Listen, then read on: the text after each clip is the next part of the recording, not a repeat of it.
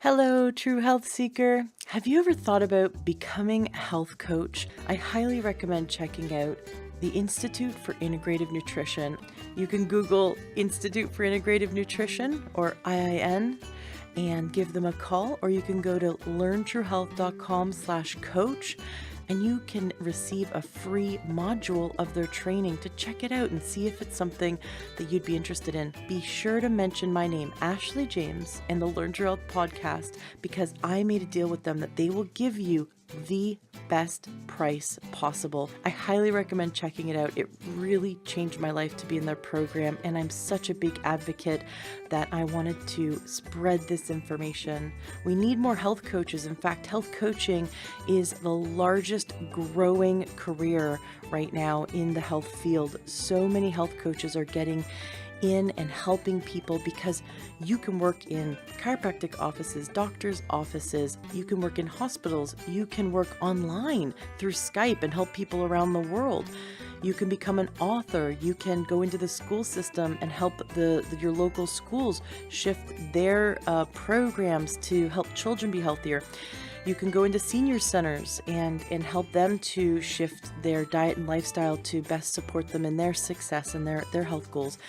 There's so many different available options for you when you become a certified health coach. So check out IIN, check out the Institute for Integrative Nutrition, mention my name, get the best deal. Give them a call and they'll give you lots of free information and help you to see if this is the right move for you. Classes are starting soon, so you're going to want to call them now and check it out. And if you know anyone in your life who would be an amazing coach, please tell them about it.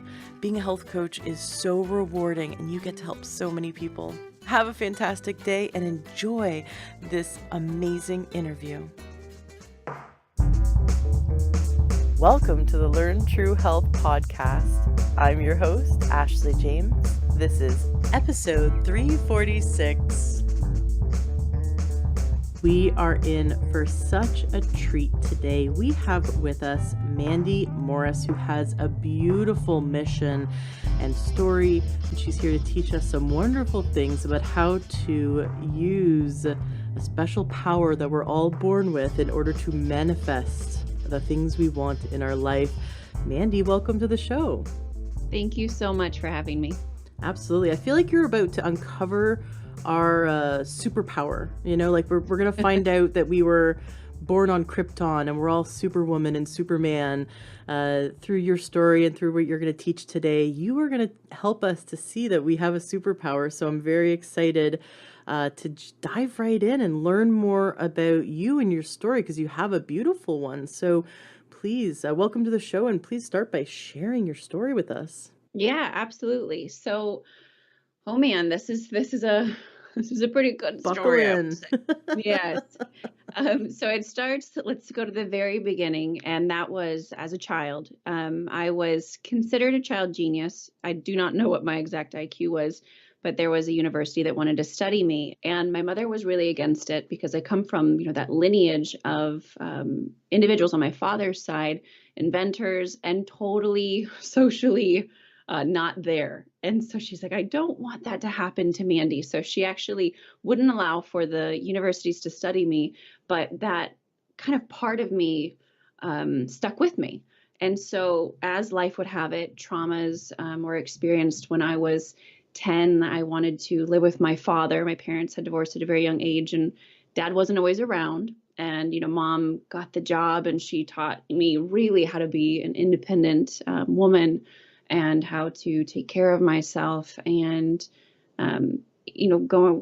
having a divorced family and going back and forth between households, different state lines, it takes a toll on a child, right? And so tried to go live with my father, did not win that custody battle. And something about that kind of shut me off. It made me really angry. And I made a decision unconsciously at that point that if I could make myself undesirable, then maybe I can have what I want.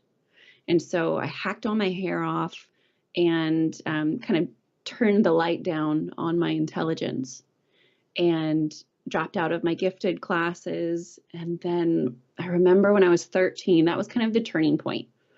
And my father had called me. He had taken, I believe it was 48 Percocets, and he was on his way out. And so he had called to say goodbye and tell my sister that he loves her. And it was such a defining moment, obviously, in life.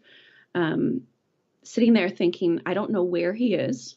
You never really know where this man is. He's like the elusive, most interesting man in the world. He's got so many crazy stories. And we were trying to figure out where he was.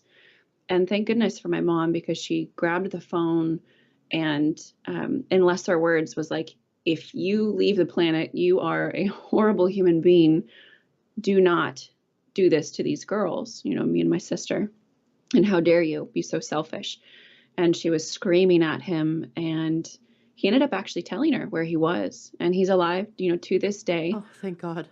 I'm like in tears right here. I'm like, oh my gosh. It was such a beautiful, beautiful thing. And he's still alive to this day. He's ornery as all get out. Completely fallen apart, the man is. But it was such a defining moment where I realized he doesn't believe he can start over. Like, he thinks that this is it. And at 13, you're like, how can I fix that in someone? And I didn't believe I could, obviously. And at that point, we weren't out of the woods. And so I thought at any moment, I'm going to get the call that it's not him calling, but it's someone, telling me that he's gone.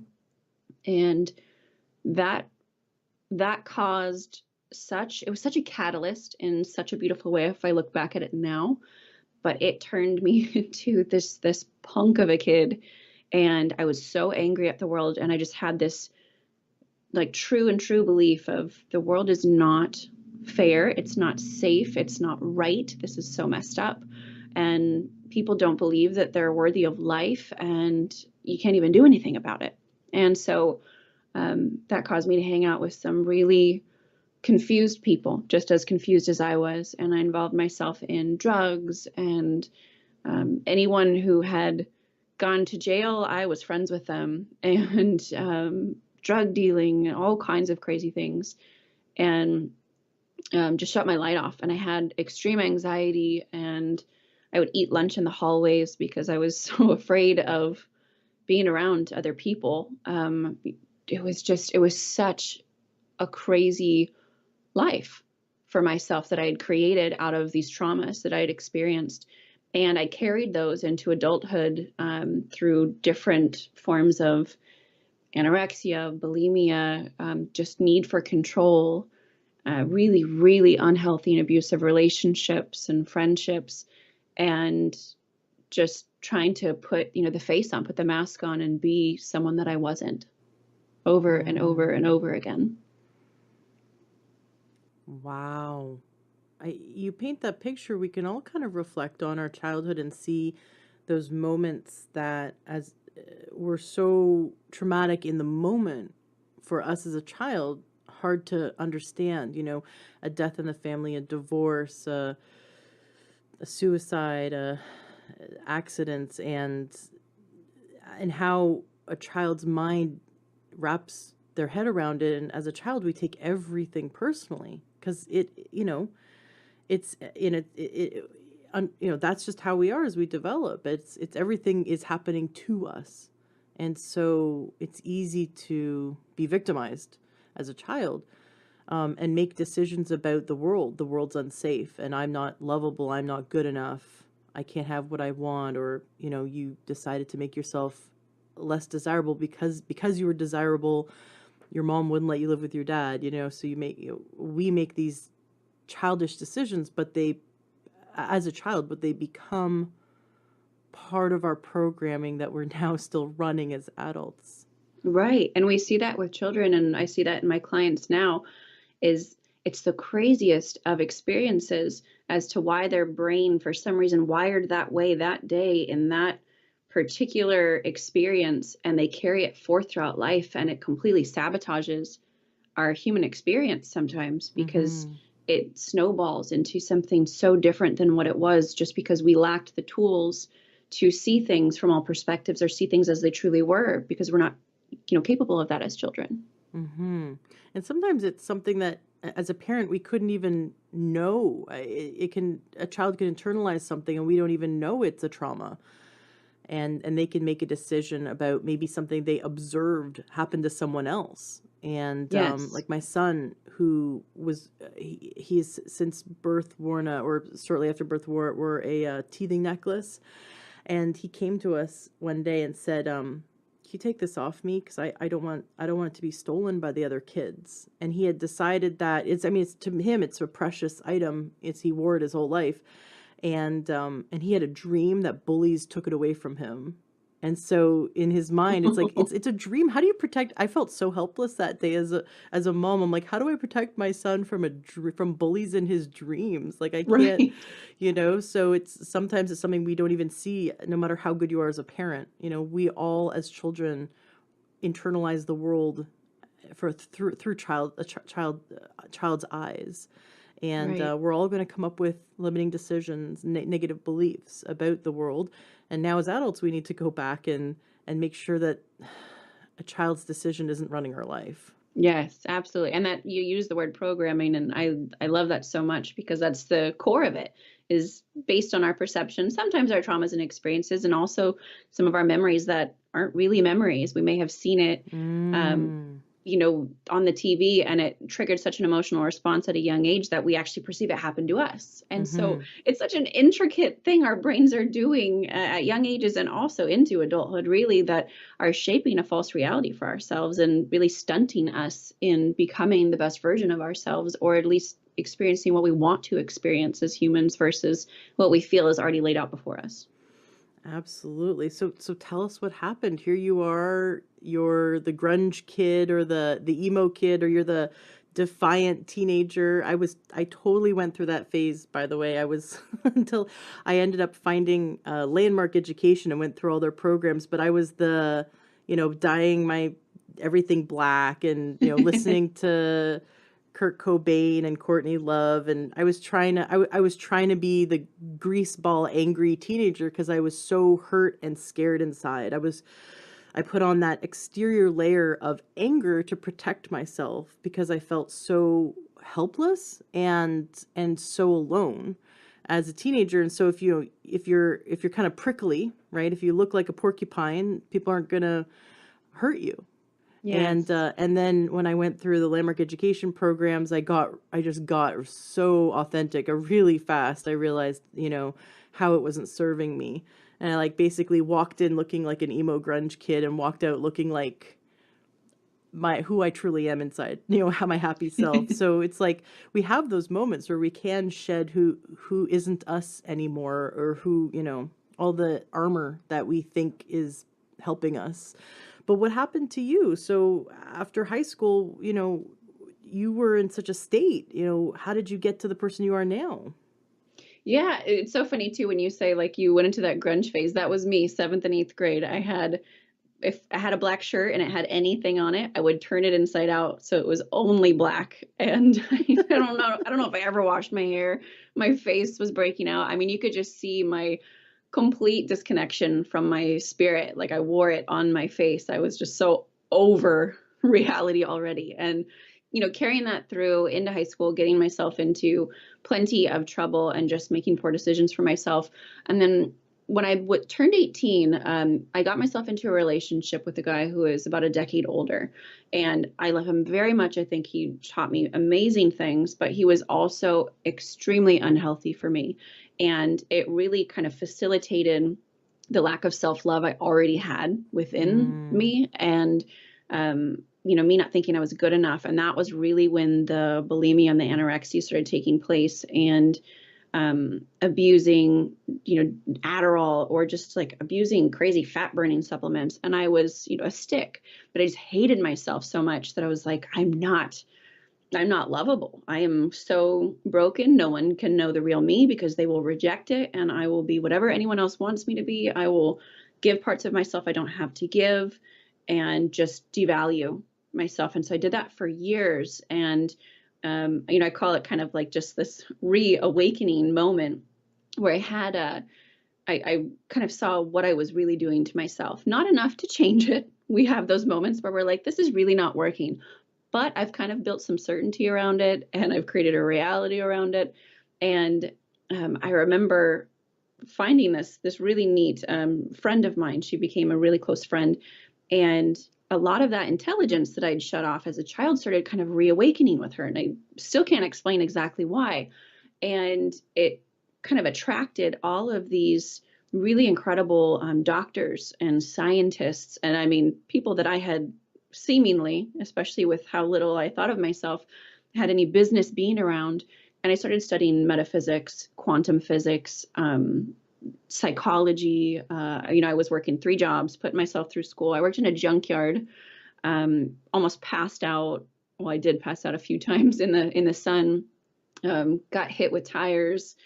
It was working with gang members. It was a crazy experience, but I was bringing forth that intelligence again and learning from, I'm telling you, brilliant minds of people who have, machines in their basements that have cure cancer, and they worked in the government and now they don't. And I was in this like underground world of intelligence and goodness, of people who were doing really amazing things for the world that no one would ever know. And it sparked this deep knowingness within myself that kind of reawoken that childlike version of me that was loving and vivacious and intelligent and caring. And it was those moments that I couldn't even pull all of it together to change my own life, but I started gathering information. So it was actually a really long journey for me to actually get back to myself or understand what the heck was going on.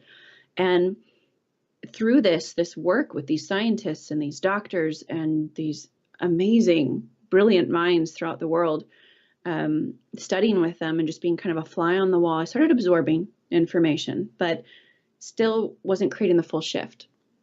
And I remember taking this moment. I had this horrible experience with this gal that I'd bought a house with. I was living in Arizona, and it was such a horrible, bad decision. And we had a really bad living experience together that I just wrote off the house to her. I just gave it to her. And I moved across country to Florida. And I was still working a corporate job and trying to, keep my sad little life together. And for 30 days, I was, broke.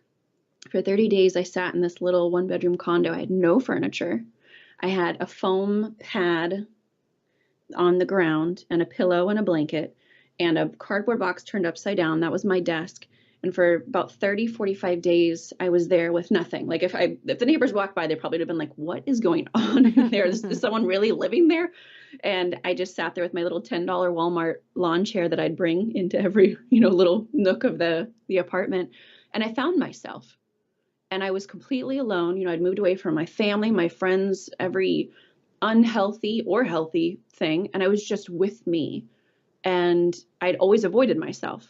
I was the person who could never be alone. And it was the most amazing 30 days of my life. I got to meet myself for probably the first time that I could ever remember. And I was so euphorically happy, even though I'd wake up and my back hurt and, I didn't have any money. It was amazing. And I of course let my programming kick back in.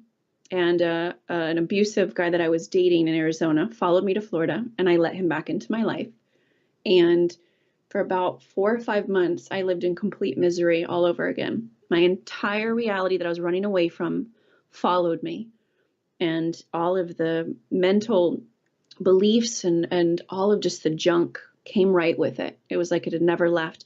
But it was so much harder because once you experience the beauty of life, once you experience your true essence, it's even more painful to have to go back, right? It's almost better. Ignorance is bliss. It's better to just not know. And that was the biggest blessing I think I'd ever had in my life, because that was when I realized it could be different. I could love myself. I felt what it felt like to know me, to accept me, and to be with just me. And I was enough. And that was not a belief I had before. And so even though I might have someone in my face telling me I'm not, I was like, no, this isn't true anymore. I felt the difference. And I know it's not true. And I dropped to my knees. Literally, it sounds like a movie, but it's really true. I dropped to my knees and I was sobbing and I was praying, to God, universe, whatever I'd said. And I said, please, I will do whatever I'm supposed to do. I don't care if I have children. I don't care if I make money. I don't care if I'm ever going to have a beautiful life or not, but just bring me peace. Let me do what I'm here to do and let me feel the way I felt. And I don't care about anything else. And there was such a purity in that moment that everything shifted so fast. And literally within 2 weeks, I had removed the relationship. I quit my job. I had moved out of the state of Florida and I met my now husband. He became, a dear friend of mine very quickly. All of it just showed up immediately, almost seeming like a manifestation, right? To support me. And it was such a juicy experience after that. And that was actually the first time where I decided to let go of the fear and said, it will never be the same again. I will not have a fallback. And I'm not going back. I'm simply not going to feel the way I felt anymore, because I was at the point where it was like, I'm either going to turn my light completely off for the rest of my life, or I have to give this a go and see if I can, turn it back on or get it to amp up. And that was the choice I made. That is brilliant and beautiful. I know we're going to dive into some actionable steps to help listeners have their own transformation. How do you help people to come to that point where they too can choose to let go of the fear? A lot of times people just need to see the proof that it's possible. And this is what drives me absolutely insane, especially in the industry that I work in, is that you see this final product, right? Like when someone sees even me, and I'm not a final product by any means, I'm growing every day, but they might see me and the internet has shown that they think that I maybe had a really beautiful life, that things were really simple for me, that, I'm a life coach who's going to teach them how to mantra their way into a better life. And, we're going to do yoga. And those are really understandable fears that show up when someone's trying to change their life. Is they'll look at someone and put them on a pedestal, or they'll say they're not like me, or they can do it, but I can't do it. And it's that sense of like unworthiness. And so a lot of it is being able to see that it's even possible. And so when I was in that part of my life, in that journey, I had to look at people and go, they have been in really bad situations. They have felt the way I feel. They have created the messes that I've created, but they were triumphant. And then I got really curious as to why. Why were they so triumphant? And it was really about educating myself. And so there's a trilogy to that whenever I'm, talking to someone about these factors. And it's really that the science, the psychology, and then, that kind of magic of the universe, if you will, that kind of miraculousness. And when you combine all of those, you meet every need that the brain has to move forward. Because most often everyone can move forward. Everyone can change their life if they so choose. There's always a beautiful reason. Maybe it's because they perceive that there's a reward for it, right? Well, if I don't do this, then I'll be safe, or I can not be seen, or I won't be judged, but it's causing them massive amounts of pain. But the reward is seemingly so big because humans will only go towards, pleasure or run away from pain. But once you see that it's not actually getting you where you want to go, then it's not so juicy anymore. It's not rewarding anymore. And so the brain starts looking for new ways to meet the need. And that's where you kind of swoop in and start creating a healthier form of meeting the same exact needs that you had prior. They're just more consciously met. Brilliant. So what had you met your husband, you finally were able to shed all that you weren't and embrace who you are. What happened next? Well, it was a journey. It continues to be, absolutely. And so that moment was so defining because it was the moment that I never had to go back again, if that makes sense. Because how sometimes we get that roller coaster experience where we're like, oh, I'm going to change my life. And, oh, I'm back where I started. Or, oh, I was really good on my diet for a month and then I failed.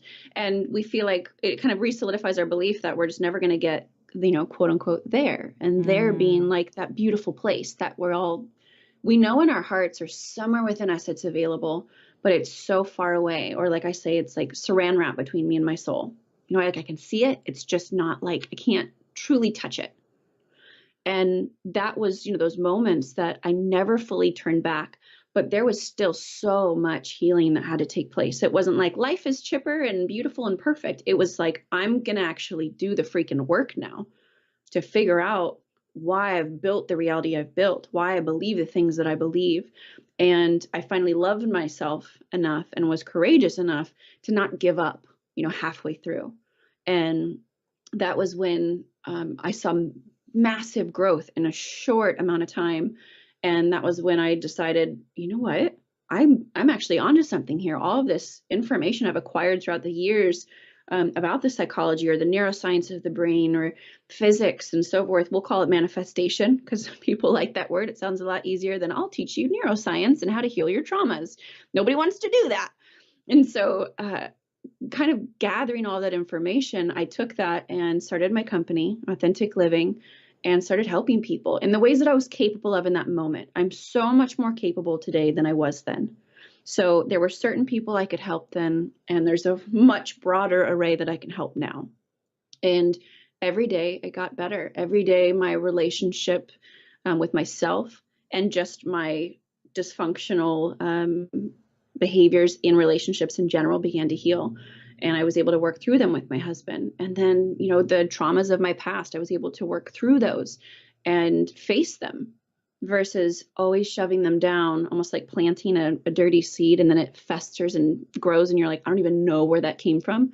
I got really conscious of what was actually going on in my thoughts every day. And so every day I got 1% better. And before you know it, compounded, life is completely different. Mm.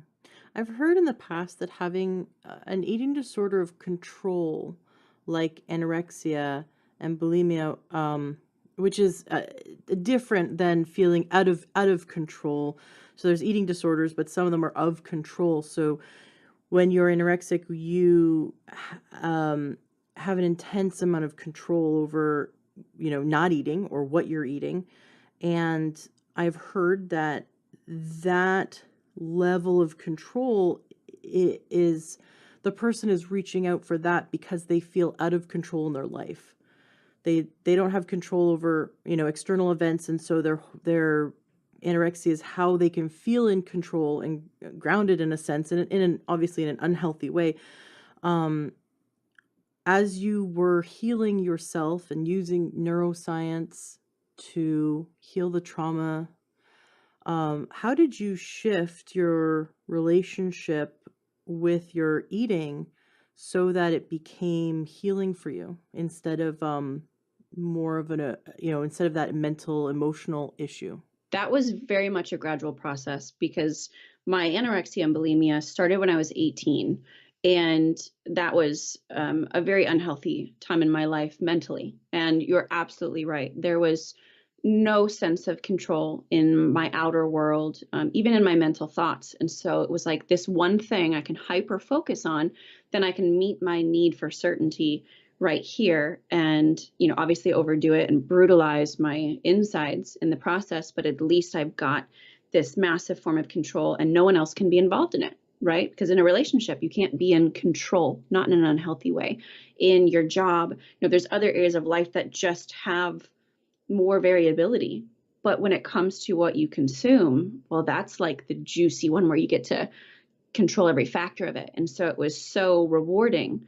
And then when I kind of started seeing that I couldn't maintain it, the anorexia was actually easier than bulimia. It was just easier to not eat, but then I would get extremely impulsive behaviors and then I would binge and then, I would throw it up. And really seeing that for what it was and seeing that my body didn't look the way I wanted, there was a flipping point. I actually moved out of the apartment I was in and switched schools.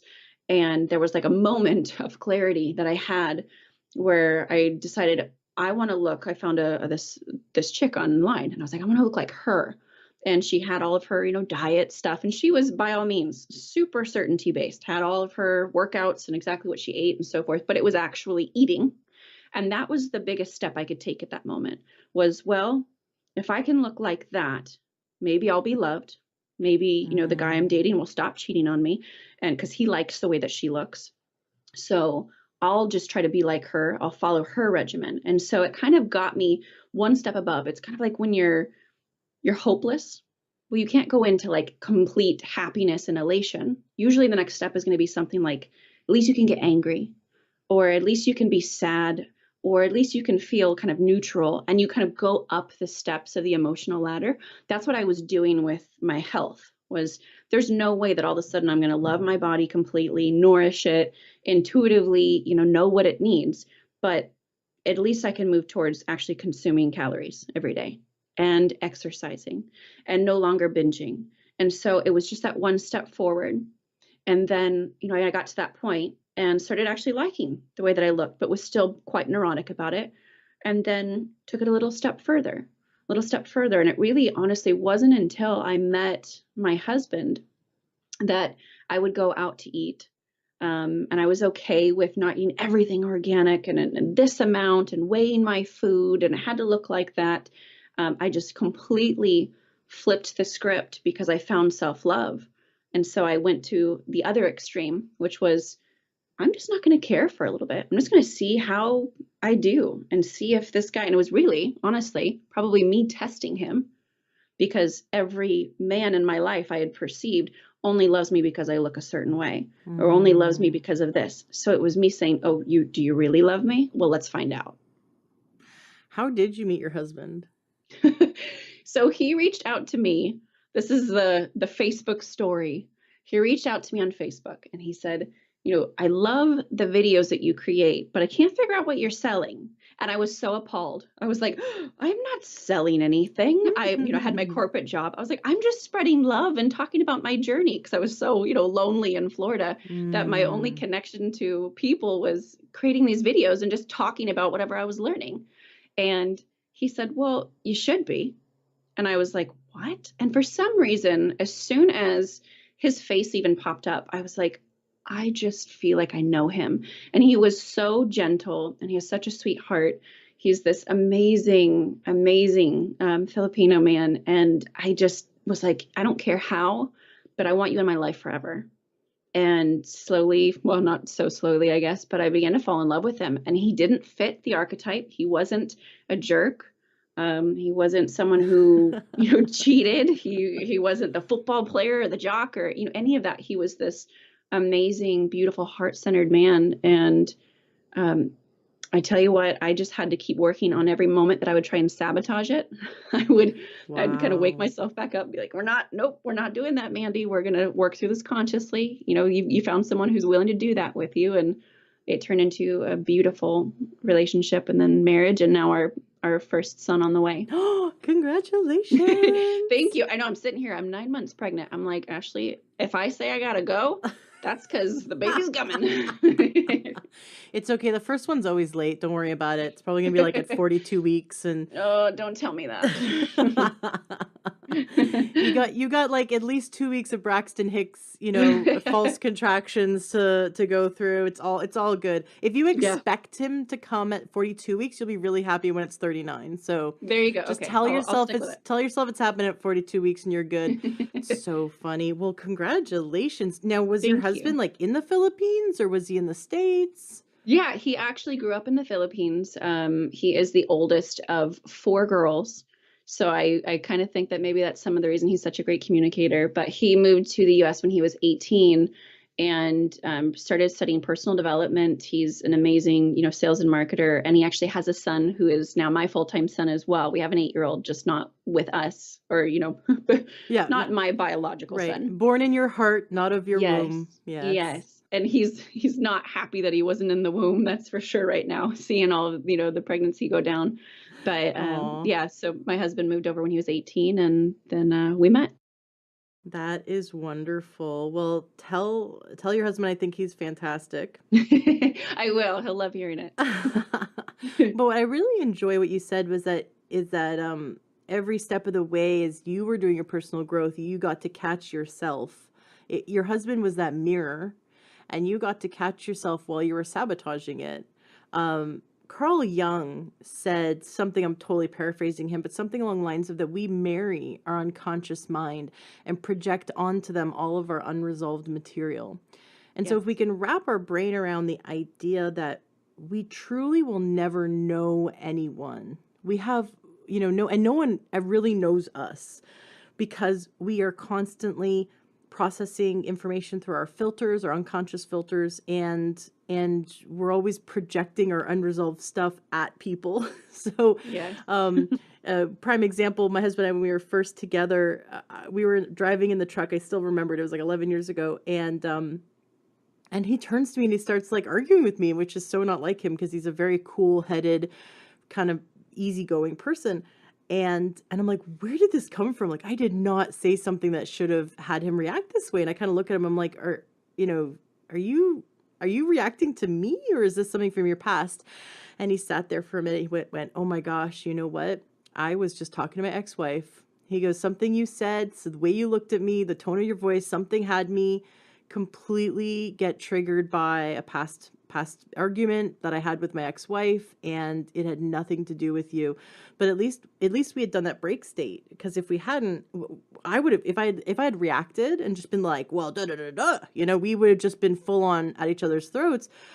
But luckily we paused long enough to realize that this argument has nothing to do with us in the moment. Right. And so much of life is that, so much of life. And so I love that you caught yourself while you were with your husband going, okay, wait, this is my stuff from the past. This isn't him. And so he was that wonderful, loving mirror that allowed you to do that personal work, that allowed you to safely bring things up to process.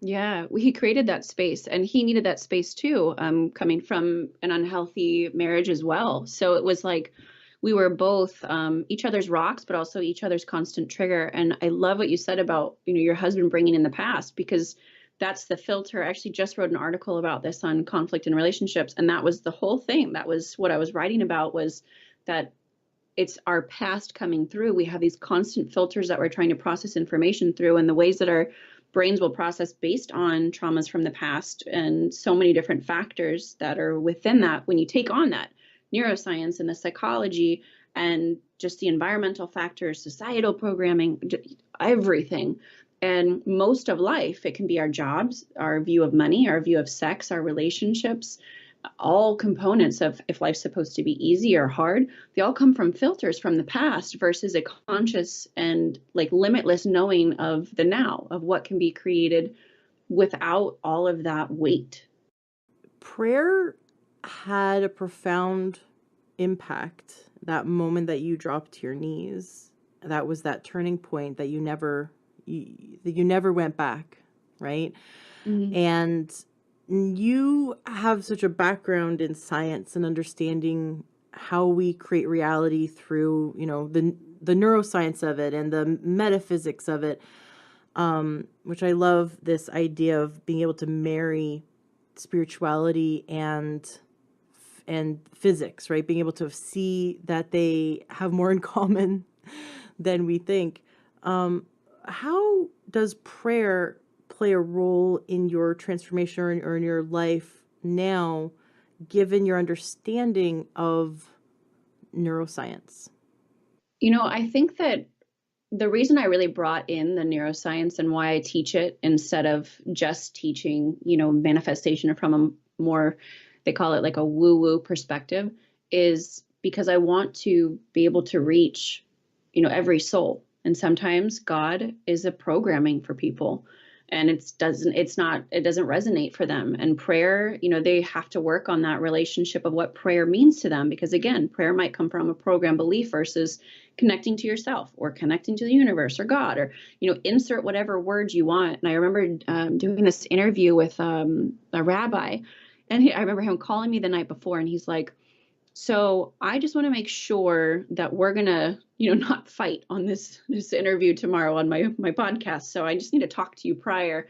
And what we both came to the conclusion of is that we were just talking about the same exact thing. We just used different modalities to reach the same conclusion, which is to bring everyone back to like this state of oneness. And, I call it like love. Love can be my religion, I suppose. But when I look at prayer, it's it's really the foundation. You know, you can't teach a child psychology, but you can teach them how to connect to themselves, know their intuition, or, you know, learn about their version of a higher power. And so, you know, I kind of grew up having a really close relationship with that part of me. I journaled since I was 5 years old. Sorry, I left this part out. I journaled since I was 5 years old, almost every stinking day. I would write about everything. And so it's the only reason that I can actually look back on my past and know that it doesn't come from crazy memories that didn't really exist. It's because I documented my entire life like a psycho. I don't know why I did it, but I wrote everything down. That's really cool. I admire that. Oh my gosh, it's been the most amazing thing because now I can, you know, I'll go back and I'll reverse engineer something, and it's actually how I helped myself, because I could go, okay, 6 months ago, you know, things were really not okay or were amazing. What was going on then, and what, you know, preceded that, or what came before or after, and what really happened. And so it's a reverse engineering process to me obtaining this consistent elevation in my life for the past, you know, umpteen years that I've had. It's always been on a constant positive incline. Well, how did I do that?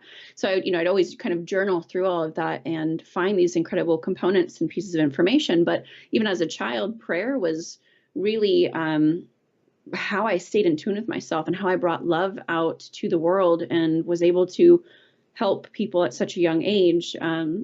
We had kids that would come in with extreme behavioral issues in school, and the principal actually asked my mom, you know, can we pull Mandy out of class when certain children are really out of control, because she's the only one who can calm them down.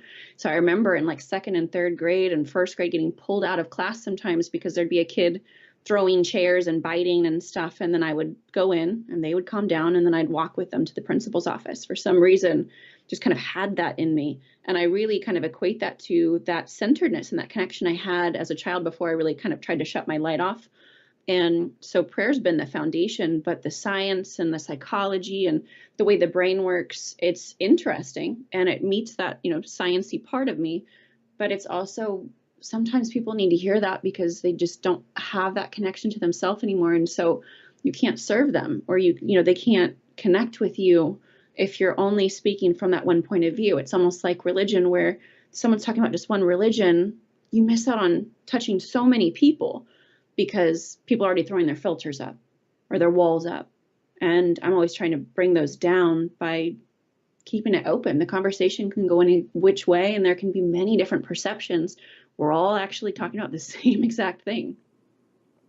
If someone was in a tantrum now, or a child or an adult, what do you do that helps to bring someone back down and have them calm down?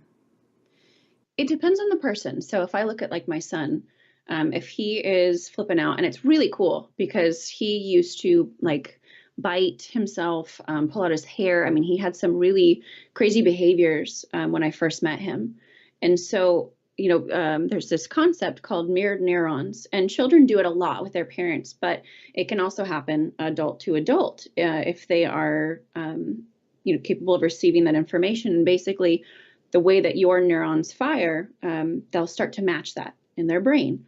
And so staying in a calm state is one of the most seemingly important things. And it absolutely is, from an actual level of, you could say, physics almost, because if we can impact one another energetically, then the energy that we hold, kind of like me being a high powered battery and, you know, hugging someone who's sad, and then they kind of juice up, if you will. It's the same thing. We actually have the ability to, you know, electrically impact one another. And so the state that we are in when we're serving someone, when we're trying to calm someone down, is far more important than the words we use or the actions we take. It's the unsaid that impacts them the most. You just described rapport in neurolinguistic programming, and I just love that you explained it, how the brain does it. So when you want to help someone shift their state, you need to be in the state that you want them to be in. Yes. Love it. That is so cool. That's awesome. So, okay, so here you are now. You've been with your husband, who's helped you to hone in because through his marketing and his personal growth, background, and you've honed in what you do now to help others. You've been working with people for years. What kind of services do you offer? I know you've got a wonderful book called Love, It's How I Manifest, and your website's mandymorris.love. Do you work one-on-one with people still? Is it over Skype? Do you do group coaching or workshops? Tell us about how people can work with you. So I don't do any one-on-one coaching. And this actually, this whole concept was kind of birthed in the book as well, was kind of birthed. I was doing some work in Scandinavia with one of my cool scientist friends. And so my husband and I had went to go visit them. They're, just also friends. And they own clinics, throughout Scandinavia and really throughout the world, and very cutting edge technology.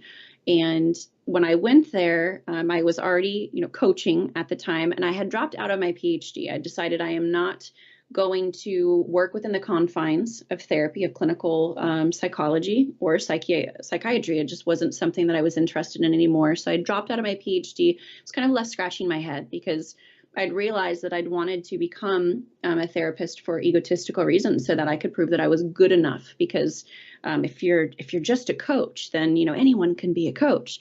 And I had to push the ego aside because I didn't want the red tape, because I wanted to be able to tell my clients that I care for them. I want to be able to hug them if I want to, and be able to truly help them and get out of the chair. And that's kind of what I'm known for. But it was birthed in Scandinavia when I was living in Norway, was this concept of getting people, quote unquote, out of the chair. And I absolutely have so many friends who are therapists. I train therapists. I love them so much. Some of the red tape they have really sucks for them. So when I was in Scandinavia, we were working on psychosomatic illnesses. So basically illnesses that are manifested in the body through the mind, through thought. Allergies, for example, are beyond psychosomatic most often, even colds, sometimes cancer, and different diseases of different sorts. I saw so many come through. And so anytime that someone would show a psychosomatic problem, and it wasn't strictly environmental, strictly physical, then they would ask for me to come in. And so I would go in and I would sit down, with the client, and we would have electrodes, on them as well. So we're receiving brain feedback at the same time, and we're pumping in biofeedback into the body to see how they're reacting to different frequency signatures. And basically, I had a bunch of psychiatric nurses and doctors and scientists going, how are you getting their brain to release so fast? And I'm not, one to sit there and go, well, I hadn't learned from anyone. I didn't take all of those courses. I have never taken NLP. I'd never any of that. And people are like, you're doing all of those things that people learn. And I'm like, well, it's coming out intuitively. So I stand behind whatever you're learning, because it's great stuff. But working through the weirdest of things. So we had this particular individual, for example, heart disease.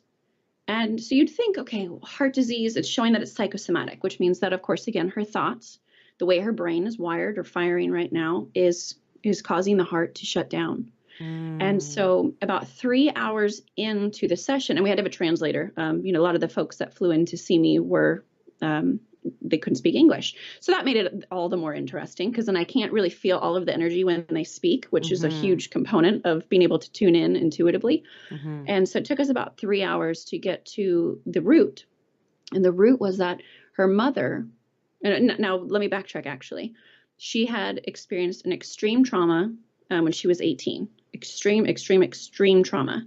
But she'd went to therapy after. Therapists did their job, and she was not registering any hidden trauma from that. And I'm like, well, that's so interesting, because, you'd think that it's going to be in the obvious places, especially something as serious as heart disease. Turned out that her mother was dying of cancer, and her mother was the only form of unconditional love that she'd ever received. So she was trying to get her body to shut down to die with her mother. Oh. And I remember sitting there thinking, if this is what people can do to themselves because they lack love, we have so far to go in the world of therapy. And it just woke me up to truly creating change in someone's life. And when these individuals would shadow me in these sessions, they'd be like, what are you doing? And it would drive them absolutely insane, because they have the scientific mind, and I know the frustration of that. And I would be like, it's because I love them. It's because I pour love into the room. And they would be like, what the? They were so irritated, but it was true. Like, I was really speaking from my heart. I'm like, I'm not kidding. Obviously I don't have a methodology. I can't, give credit to someone that I learned this from. So I'm telling you, I go in and I pump up my intuition.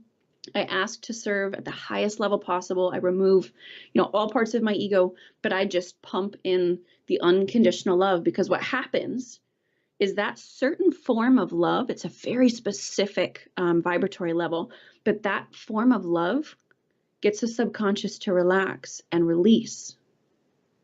So it literally does, or has the ability, I should say, to rewire the brain, to create new neurological pathways. When someone believes, trusts, and feels that truth coming from another individual, they meld with that energy, and it can literally change their neurochemistry. So that created just the my whole methodology, really. And I was such a control freak about it. Here comes the control, that I couldn't teach it to anyone. I was like, I don't know, like this. I wouldn't want to put my stamp of approval on something until I really, know every component of how I'm doing this. And so I ended up creating, it took me about 1.5 years. I ended up creating the first certification program for life coaches. We have a lot of therapists and psychiatrists and counselors that also go through it to teach this methodology. So that's one of the cool things that we have going on now. And then events, and a lot of these coaches are now running these events. I kind of take the back seat and get to see the ripple effect of my work out in the world. And it's been amazing. It's been so beautiful. And we're always creating something new, and whatever the world needs, we're kind of at the beck and call of it. So we answer to that. I call it, I answer to the highest good of all is my phrasing. But I try to teach people how to bring in that literally that form of love and understanding, so that they can truly help people and change the world. That is so cool. Did you ever get to measure the frequency of that specific kind of love that you're using? Is it measurable in hertz?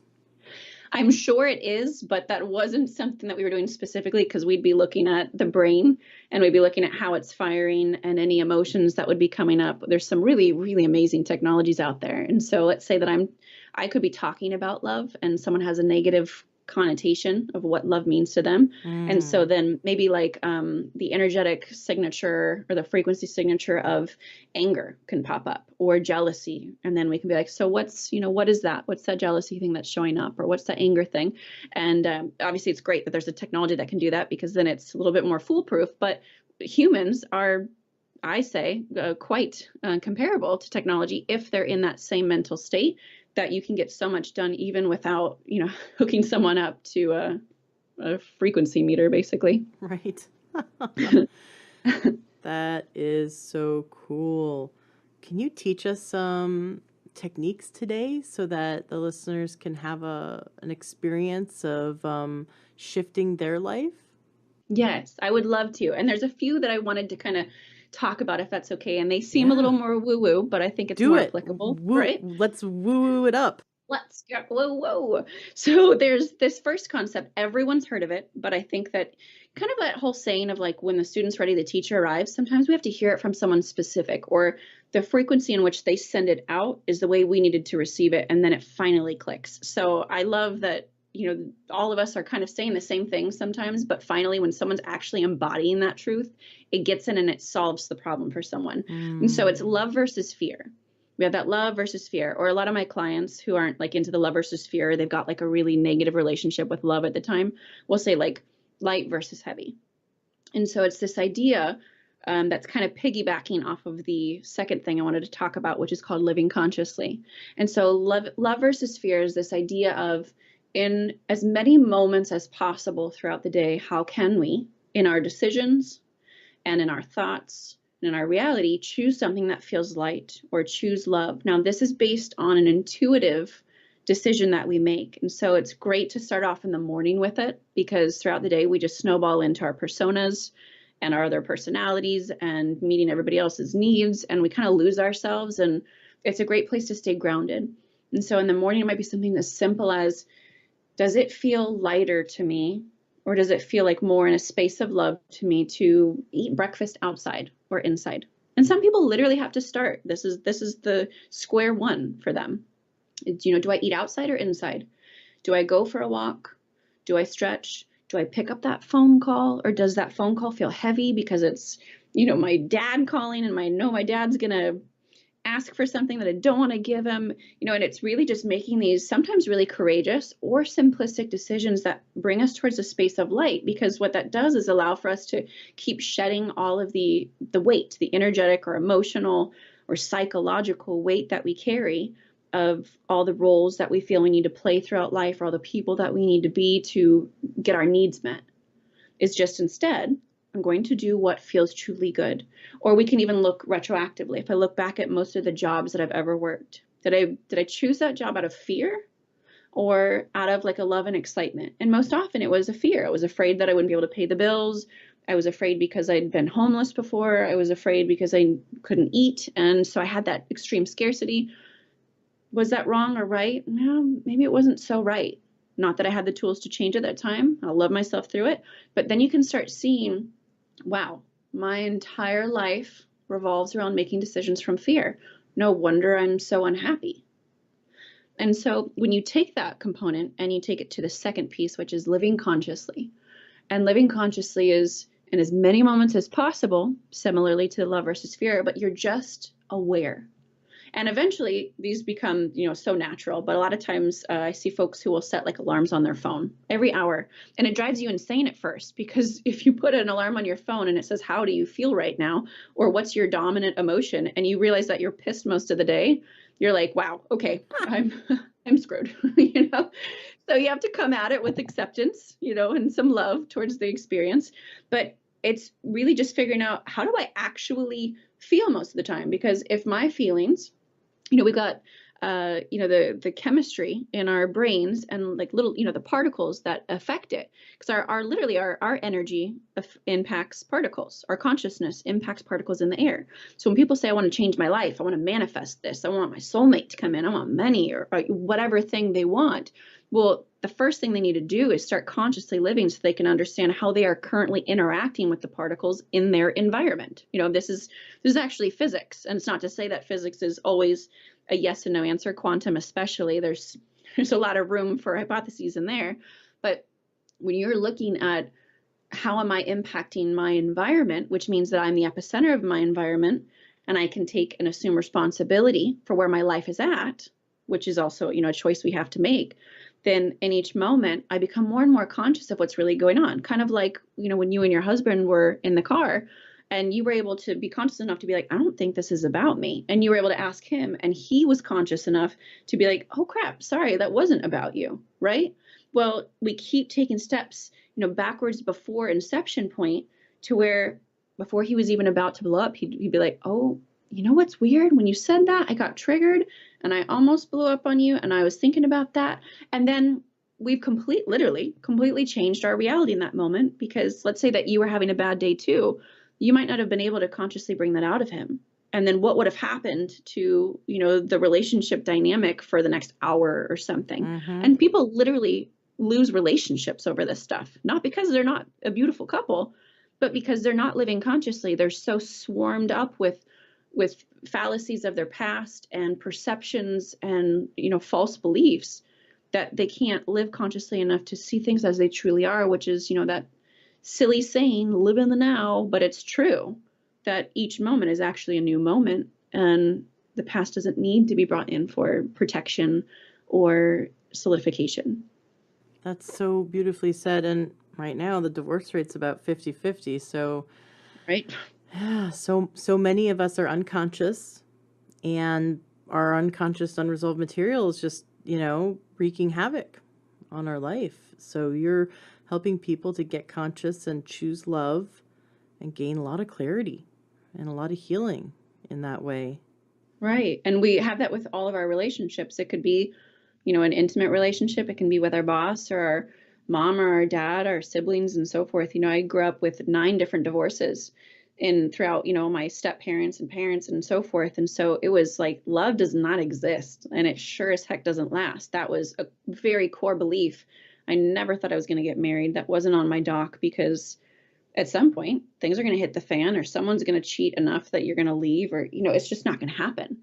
And it wasn't until I started getting right with myself and finding, my authentic self and the truth within me, that I was able to even bring forth someone who could consciously work through that with me as, a life partner. And then I was able to actually let that bleed out into my relationships with friends and family.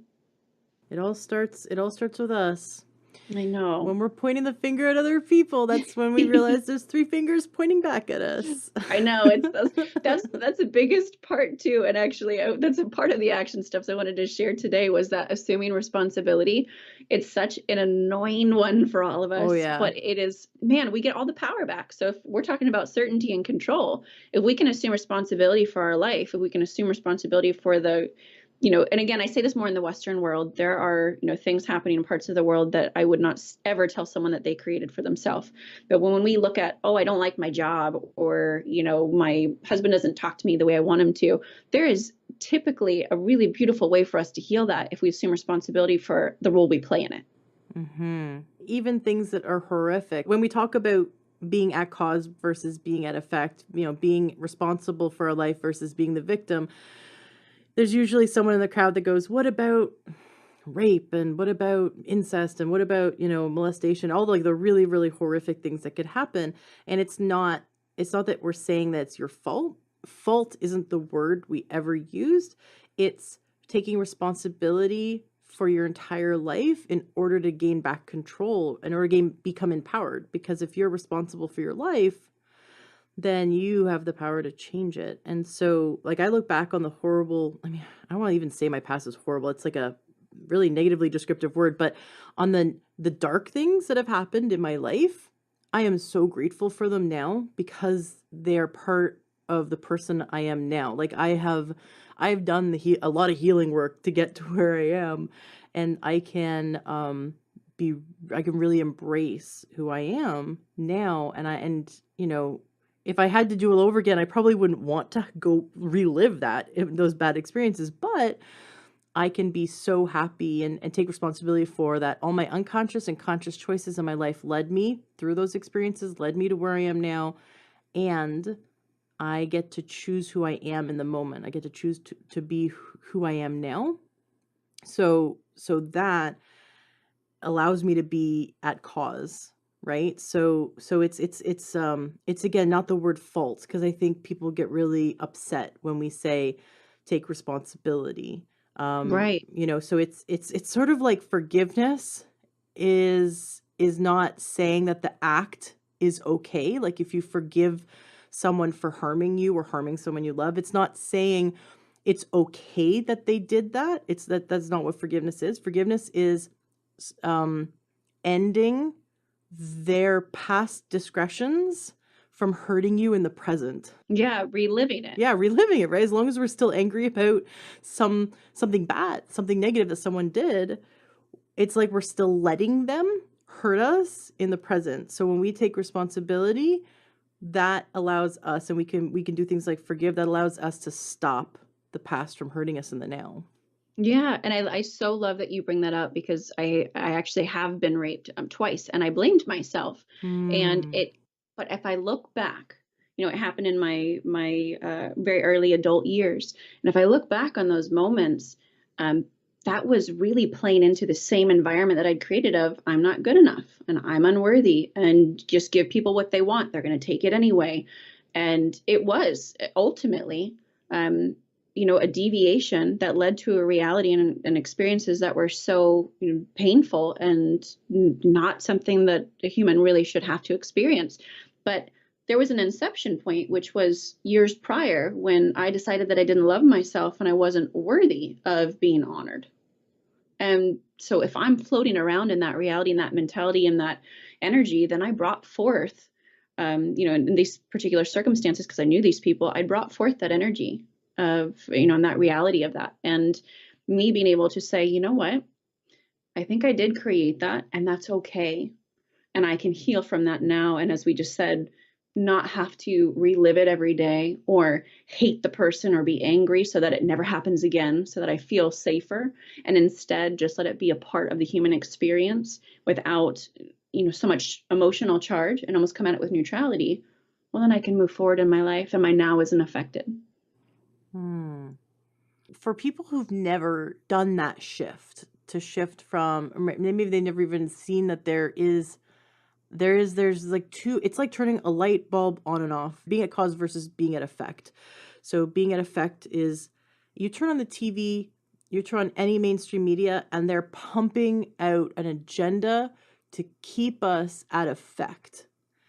There's very little media out there, besides podcasts like this, like interviews like this, but there's very little media out there that want to put us in a mentally in a place of empowerment. Because when we're at cause in our world, when we're 100% responsible for our world, and when we're empowered, we don't have a hole, a void in our life to fill with their products that they're trying to sell. Yes. So, watching TV and even Netflix and Hulu and all the things we like to watch, and listening to the radio and whatever, all that media and magazines, that media is designed to keep this facade of this world in which we are at effect and we are helpless as individuals, especially around, news. I'm sure we could do a little fun experiment where we hooked ourselves up to meters that registered our stress levels. You don't want to see it. You don't want to see it. Trust me. Watch 5 minutes of the 6 o'clock news and see what happens. But yeah, there's very little out there that has us do that shift to get that we're at cause. So there's almost like being in the Matrix. There's a lot invested in keeping us keeping us as victims, keeping us out of our personal power. For those who've never really tasted it, being Absolutely. at cause, can you help us to get to that place of personal power where we're coming out of the Matrix and seeing the world through the eyes of someone who's totally empowered? Well, it's so funny that you bring up the Matrix, because the creator of the Matrix, Sophia, is a dear friend of mine, and every time we sit down, she's filled with, obviously, this truth. And we talk about TV programming, like television programming is visually programming you, and like reading is fundamental. It's fun to mental, right? And I know, silly little play on. Oh, I love it. And so when we look at that, we've got to stop and say, okay, is what I'm absorbing, is it really true? And the easiest way kind of goes back to that like love versus fear thing is, do I feel good? If I don't feel good, I'm suspect. And I've trained my brain to feel that way, that if I feel off, I'm hyper focused on it. I'm not trying to numb it out. I'm not trying to ignore it. I'm not shoving it to the side saying, oh, I'll just deal with it later. I'm like, what is it? Why is it here? Because it doesn't belong. And so it's really training ourselves that if I don't feel good, I will figure out why. And if something doesn't feel good, I will remove it, or I will figure out why. And so when we look at all of this like saturation of horrible programming that we're pumped with and we're fed with so that we can continue our crazy consumerism and just control, it really is, it is a control thing. And I have way too many friends that are in and out of the government I'll go crazy on this topic, but keeping it a little bit more light, when we look at the need to maintain a status quo in our societies, and that is every small factor. The society can be the relationship we have in our household. It can be culturally. It can be, with media. It can be in, the embodiment of our country, or, the entire dominant frequency of planet Earth. But it's dominantly negative. But it's shifting. And I really want to kind of remind, anyone who listens to this, that although the world is seemingly in disarray, that the light always kind of wins, and light being information, being truth. And we see this really happening a lot in media, where if someone's got, skeletons, or if someone's doing something shady, it's really coming out. And that's the the beautiful component of social media is that things are so viral and spread so rapidly, sometimes completely untrue information as well. So that's where our intuition really needs to come into play. But that saturation is starting to balance itself out because it's happening both ways. There's not that same control factor of it all being fear-based. So now we kind of regain a little bit of our control, a little bit of our personal power, and saying, what do I choose to read up on? What do I choose to view? And it becomes more and more of a conscious choice versus an unconscious choice. And generationally speaking, the newer generations are really waking up to this truth of things are not as they seem. Things are not in place in the same way that people say they are. And they're questioning it instead of blindly following. It's like the book Outwitting the Devil by Napoleon Hill. He talks about this so well, where there's like the drifter personality, and the drifter is just someone who kind of blindly follows things versus questioning and saying, is this right for me? Is this true? Is this what I want to focus on? And I even do that when I see like protests and individuals who are fighting against something versus trying to love through and bring community to something. And there's no right or wrong either way.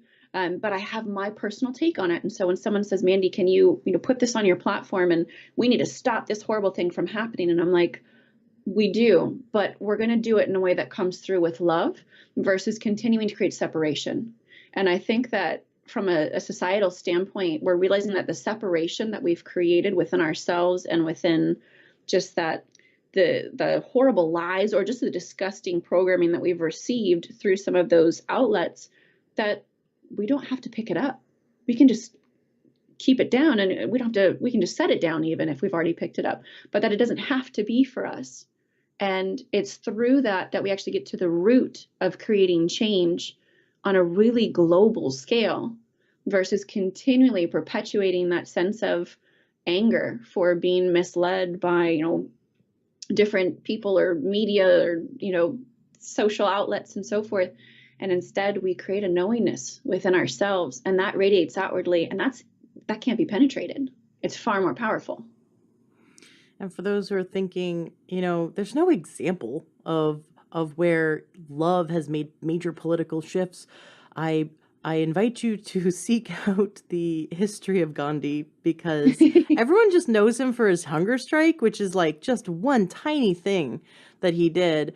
But he rallied a nation to use love and peace to make change, which seems like, don't you need force and anger, right? Are force and anger the only ways to make change? So he used a very feminine energy and made a major shift in his country, which it's so beautiful when you dive into the details of the whole story. But it's a perfect example that we can make beautiful changes in ourselves, in our society, in our family, in our relationships, and we can use the highest power, which is love. Yeah, because think about it, if someone were to sit right now and really like consider the embodiment of love, maybe not, the love that they have with their spouse if it's unhealthy, or the perception of, oh, my parents didn't love me. Those aren't really love. Those are completely different things. So I hate when we have to use that word, incorrectly. But when you really imagine that true form of love, it's almost like a sense of peace. It's like an expansion of energy versus a constriction. And when you imagine being in that space, well, what happens to the body? What happens to the cortisol levels? What happens to the brain? It gets out of primal mode. And so we literally can find better solutions. We tap into a different part of ourselves through maintaining that state or that frequency of, I call unconditional love, because there's many different forms of love that are, a little bit not so much love.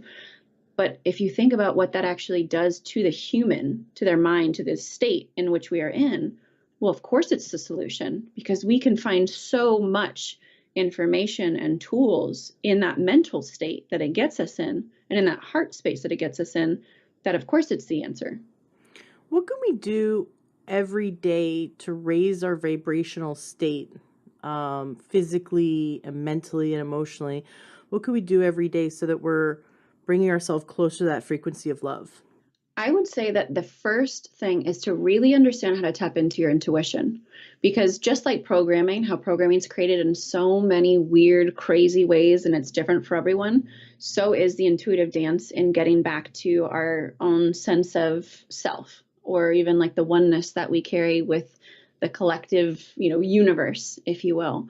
And when you can start tapping into your intuition, then you can tap into naturally that love-based vibrational state, but also even higher states than that. And there is, enlightenment is actually, from a frequency standpoint, is higher than love vibration. They're very close, but it actually is a different form of vibration.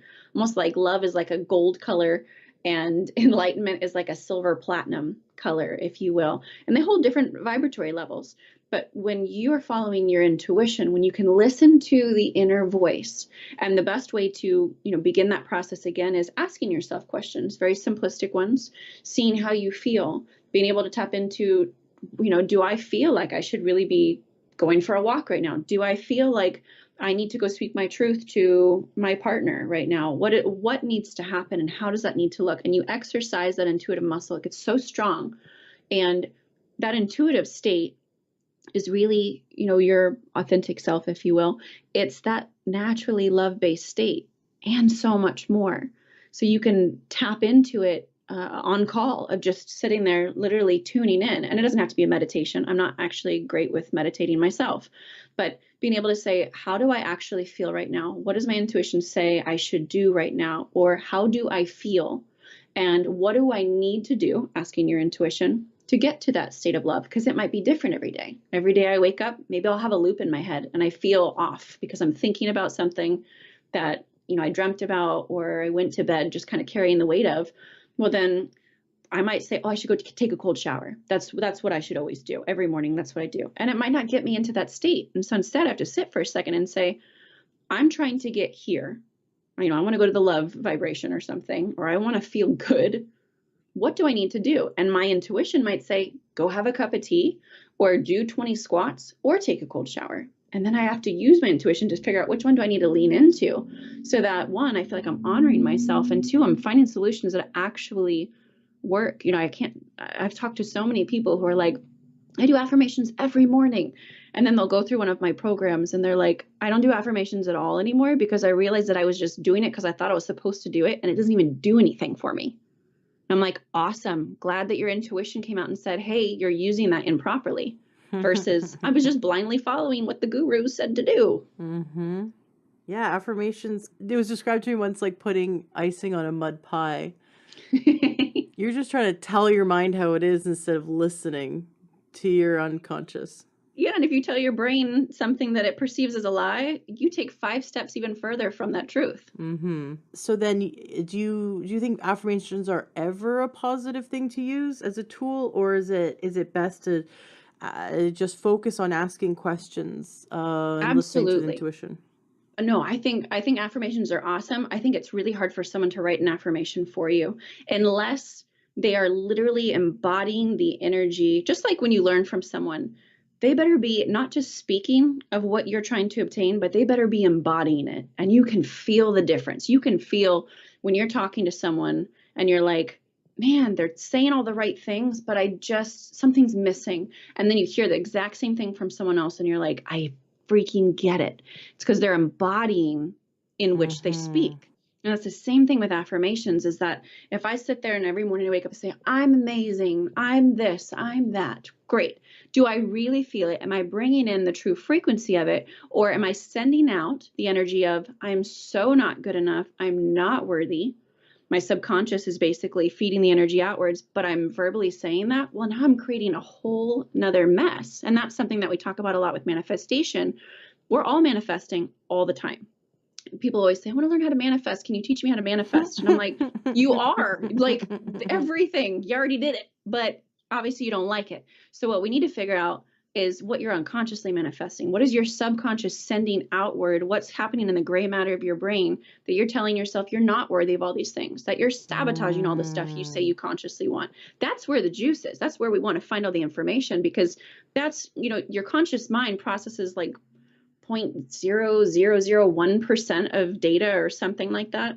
and your subconscious processes so much more. So that's where you're getting all of your responses, your perceptions, all that crap. So you got to do all the work on the subconscious, not on the conscious affirmations, which is why I'm like, I like affirmations, but if you're not doing the actual work on figuring out why life is showing up as it is and what you're manifesting currently and why, there's no affirmation that's going to save you.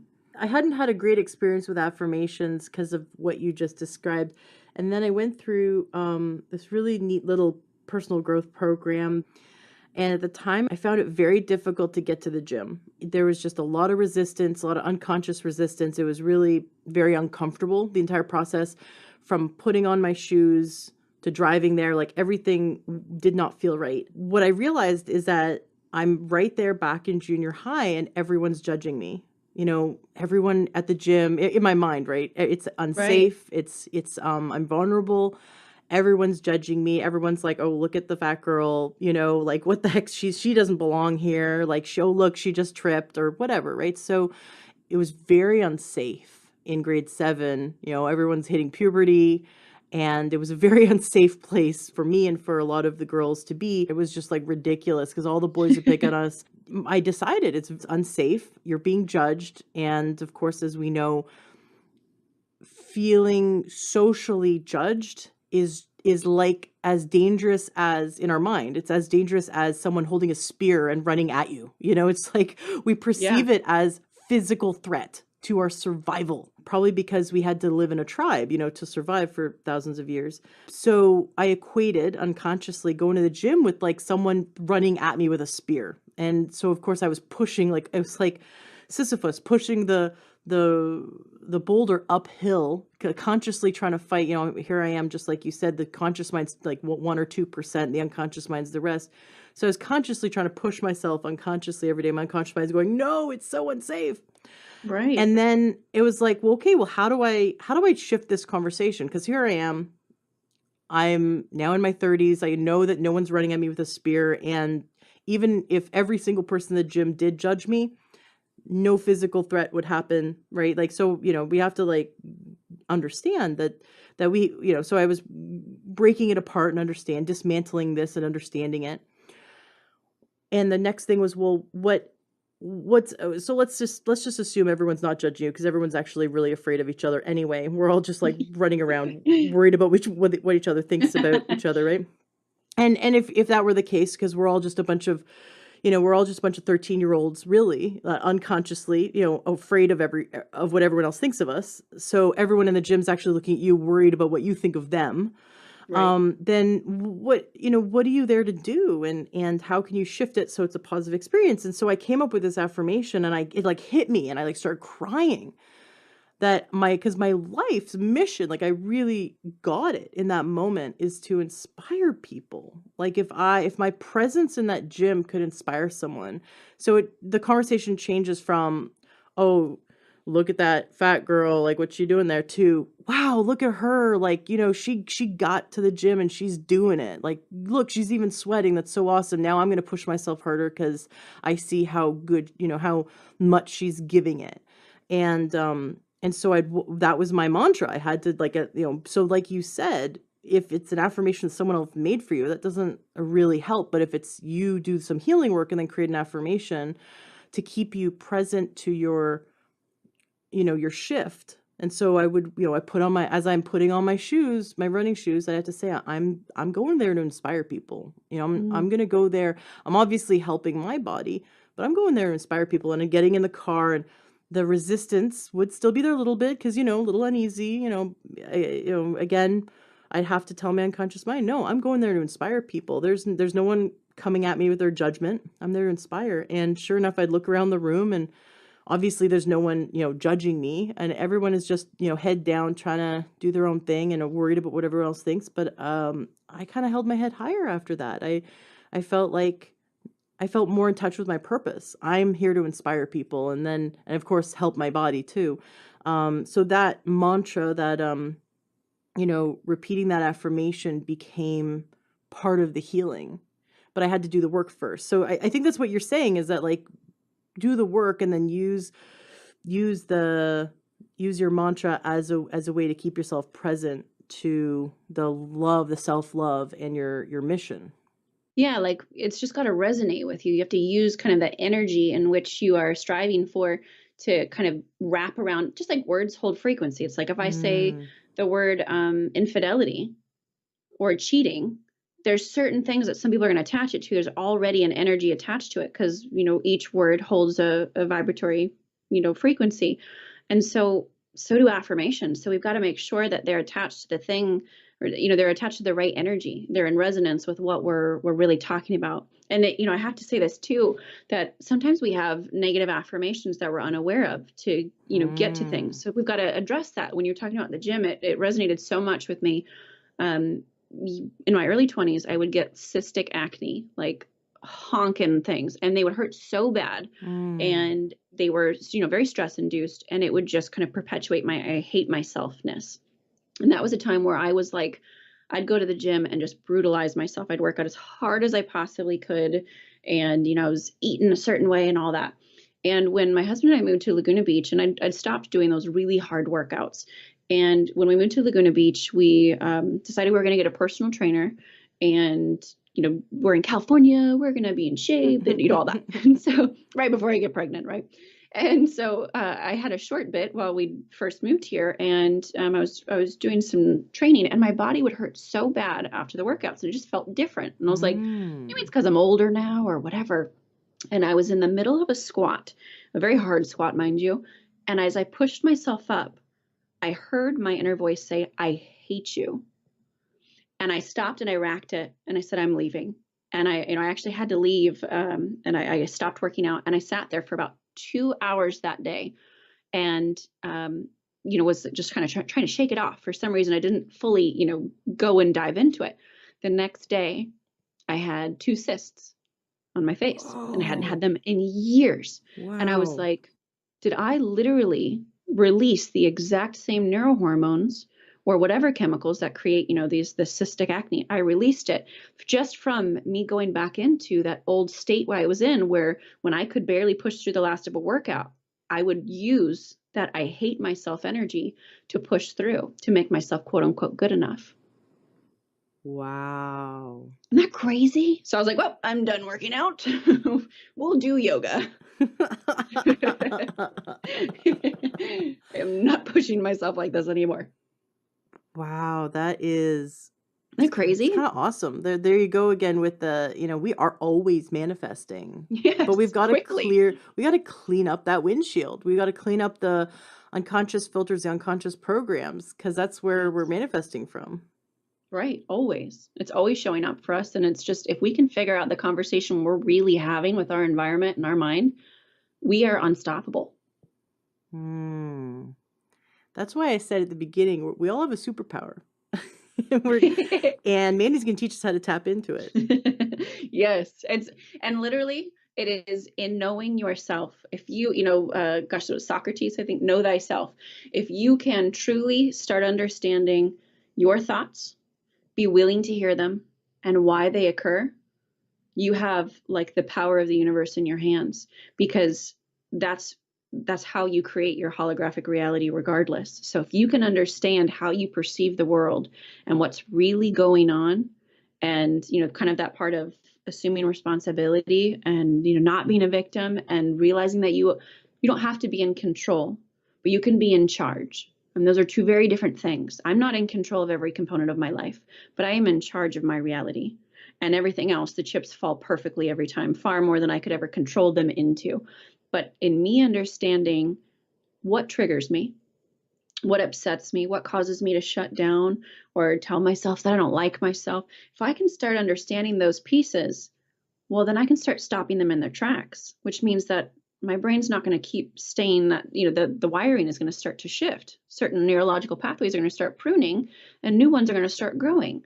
And wouldn't it be funny if the new ones that start growing are, I'm amazing, I believe in myself, I deserve to be a multimillionaire, I deserve to find my soul partner, I deserve love, whatever that is. Well, then guess what always shows up? Exactly what we expect. So we're changing our expectation by understanding what our current expectation is. And through that, naturally, our purpose work, and whatever sets your soul on fire, and you're calling it the superpower, I have so much love. All of that just births itself naturally. It's a part of your authenticity. It's a part of your truth. You don't have to search for it. It's just going to kind of unfold. What homework can you give us so that we can allow our authenticity and our authentic self to begin to unfold in the coming days? So this is something that probably a lot of people have done, but I want to take a twist on it.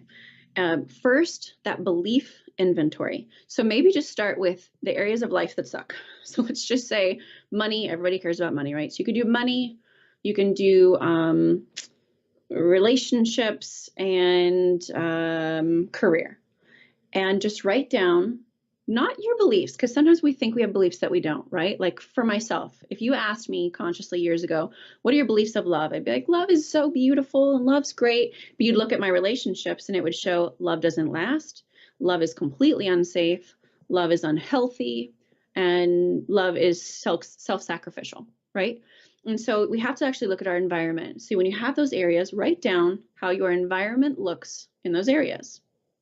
And then that'll establish your beliefs, your true beliefs. So then you'll know, okay, well, if I'm in, a really unhealthy relationship, or, I'm devalued at work, or whatever the thing is, then, okay, well, the belief is probably this, that, or the other. Now, what you'll see is that there's usually a theme. So if I took multiple areas, I was actually just, before we jumped on, I was talking to a couple of therapists that I'm certifying right now. And when we were on the call, we were talking about this concept of what is actually going on here. And the underlying theme for one of them was the not good enoughness. So in all areas, it could be as a mother, it could be as a therapist, and also, the other side gigs that they had going on. There was this constant stream of not good enoughness. So once you see, okay, I do not like myself. You ask this question. It's like a 5-year-old. You know how 5-year-olds are like, why? Why? And you ask yourself why until you get to the root. So you can say, my job sucks. Okay, why? Because people don't value me. Why? Because I don't value myself. Why? Because I'm overweight. Okay, why? Because of something that happened in 7th grade. Okay, well, what was the belief that was created from that? Why? Well, my mom didn't love me. Okay, well, why do you think your mom didn't love you? Because I'm unlovable. Okay, well, now we've reached a pretty big root. And kind of what you were saying when you cried because you had that aha moment. It's amazing what happens when the brain realizes it's hit on something. You'll know when you're like, I don't know, is that it? Is it not it? It's not it. But there's this incredible aha moment that happens every time when someone starts hitting a root. Mm-hmm. And what you're looking for is the roots. What are the roots of your belief? And sometimes you might reach, an event that you remember, but what you're looking for is the underlying belief. You might say love isn't safe, but there's something deeper than that. And it always has to do with the self. So when you write down the belief inventory, your actions, and then you find kind of that core belief, and there might be a theme. It might be, the not good enoughness runs through in all areas. Well, now you've got to look for lies, basically broken parts of the reality. So that's twofold. One is to look at all of the rewards you receive for holding onto that belief. So if I go back to that, I hate myself energy in the gym, well, my reward was that I would look a certain way because I would make sure that I kept working out, because I thought that if I worked out hard enough, eventually I'd love myself. And then I also got to keep, I thought at least, keep the guy that I was dating around because maybe he liked the way that my body looked. And that was the only thing I had to offer. Well, that's a perceived reward. It's obviously not a healthy reward that I should hold on to, but it's a reward that's keeping me from changing, right? But once you pour awareness into it, it's not so rewarding anymore. You're like, oh crap, it's not even getting me where I want to go. And once the brain knows, okay, the path I am using will never get me there, it doesn't want to keep doing the same thing. So then you get to start breaking down that wall and build through to the new reality. Okay, well, what does that version of me, if I want to be a millionaire, or if I want to be, with my soulmate, what does that version of me do in these situations? How do they perceive life? What actions do they take on a daily basis? And how can I kind of push that back into me so that I can create that reality too. Brilliant. It's beautiful. Thank you. Yeah, I like it. You're coming at it from both ends. Coming at it from, digging into the now and getting like to the root, but then also doing the future pacing, looking at the person you after you have manifested what you want, and what are you doing? What are you thinking to yourself? What are you feeling? And saying, oh wow, like if one thing you haven't mentioned is, what about someone who wants better health? It's like, okay, let's say running a marathon would be, I'm a marathon runner, right? I don't think I've ever run 5 miles. So like, to say that I'm a marathon runner. Yeah, the brain will be like, that's not true. You're right. Right. Me in the future as a marathon runner, what am I doing every day? Okay, well, I'm getting up early, I'm drinking a smoothie, I'm going for a jog.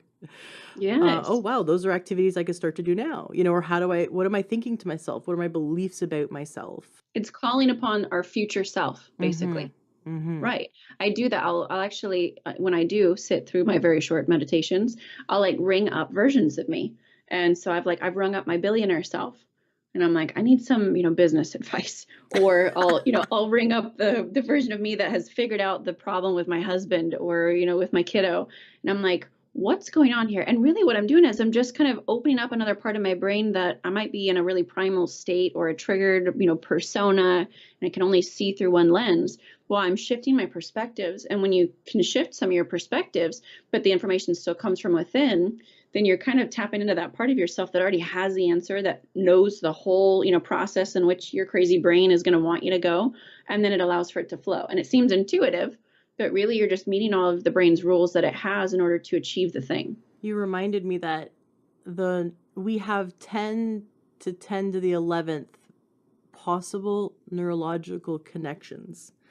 That is more potential than every grain of sand on every beach in the world. That's more potential than every known planet and star in the universe. Like, when you get how many potential neurological connections our brain and our whole body's neurology has, you really see that we have this machine inside of us for manifesting and tapping in. I love this idea of tapping in by ringing up your billionaire self, your marathon runner self, the self that has resolved conflict with your husband, ringing up that person and talking to that part of you that has resolved it already, is tapping into the, this dormant part of you, your superpowers, waiting for you to use them.